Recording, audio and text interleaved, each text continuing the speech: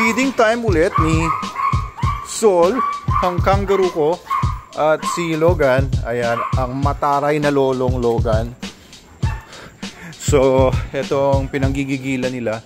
Every night, once a day lang kasi sila kumain. And yun ang recommended feeding ng SDN. Ayun, nakahanda na si Sol doon. Naghihintay na. Alright. Oh, baka mahulog.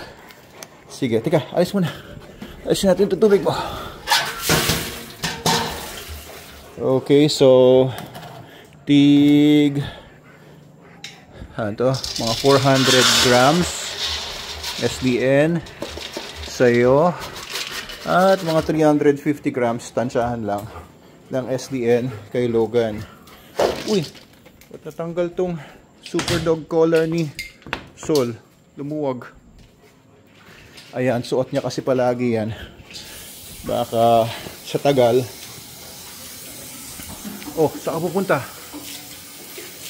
Oh, saan ka pupunta? Nako, pumanik sa pinaka taas. Ayan pala. Ay, halika na. Halika na, Sol. Ba't kanyang mukha mo? Lukot-lukot pagka nakatingin pababa, no? Lukot-lukot yung mukha na ni Sol. Para na talaga siyang Cane Corso pag nakatingin pababa. Oh, nasa na? Nawala na talaga. Teka, Logan, lagyan natin ng konting tubig yan. Ayan, 350 grams mo ng SDN 42 original. Sol! Saan naman nagpunta na naman to si Sol?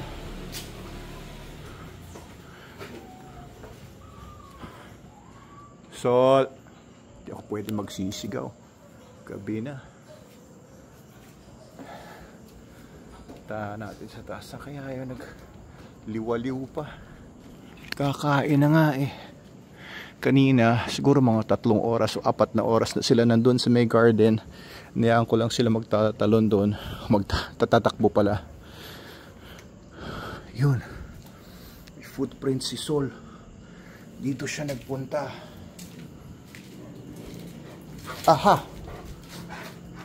ano ginagawa mo dito? Halika na, kakain ka na eh.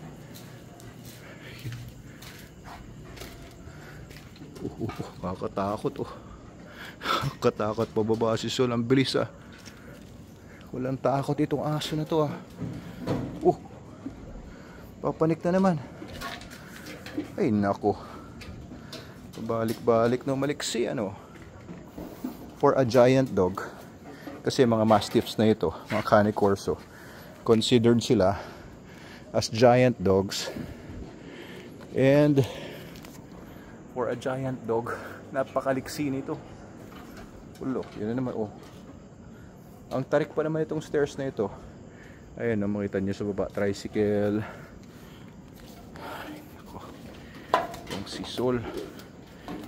Ay, nako, para kang bata. Sige na, ang lapad na oh. Ganda na ng katawan oh. Grabe. Oh, ganda na ng katawan ni Sol. Uy, uy. Pumaba ka na nga doon, mahulog ka pa. Sige na, baba na doon. Uy, uy, uy. Kami, kita. Good boy. Good boy. Yun. Si Logan, kain lang siya doon eh. Kain ka lang, Logan.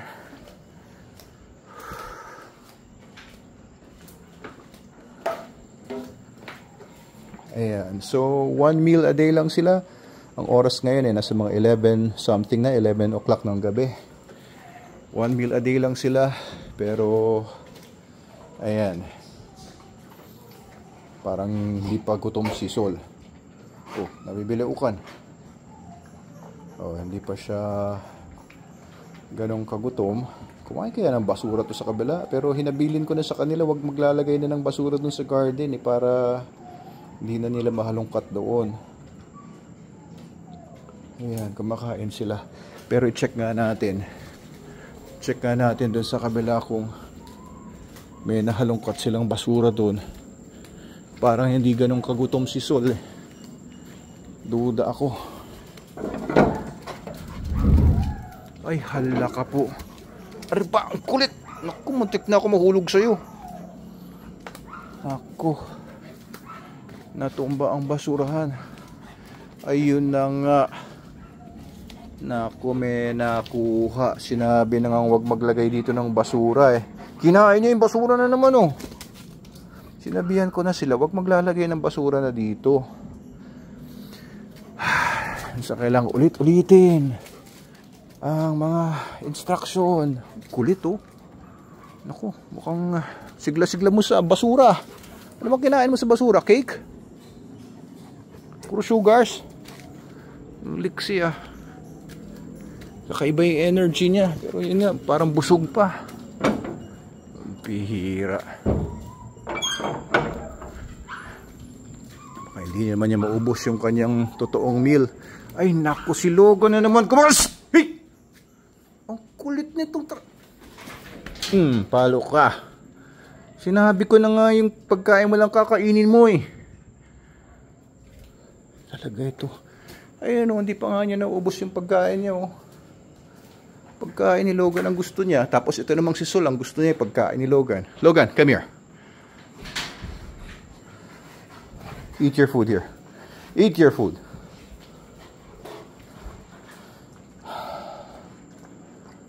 Ayan, yan lang ubusin mo ha. Ikaw talaga. At si Sol doon.